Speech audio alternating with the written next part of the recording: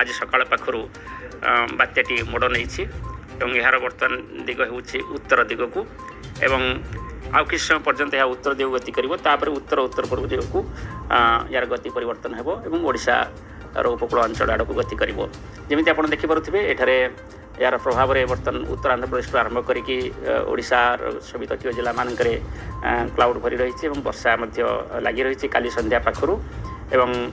यही जो बात्याटी बर्तमान गति कर उत्तर उत्तर दिग को ओडिशार उपकूल आड़ को यह क्रमशः दुर्बल होवार संभावना रही जिते यह पूरी पाखे जो समुद्र में पहुँच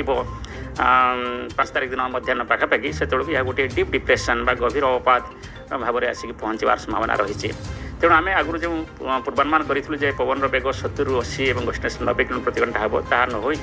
50 ରୁ 60 किलोमीटर प्रति घंटा और गस्टिनेस 70 किलोमीटर प्रति घंटा पर्यंत पवन उपकूल अंचल में प्रभावित हो पाए वर्षार परिमाण आज बढ़ वर्षा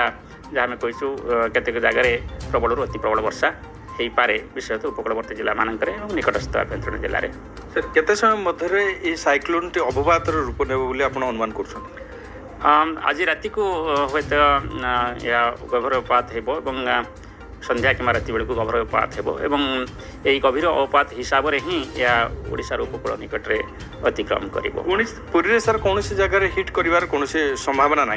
हिट कथा तो आम एपर्यंत कही ना कहूना आम कौन पूरी पाखे आसिकी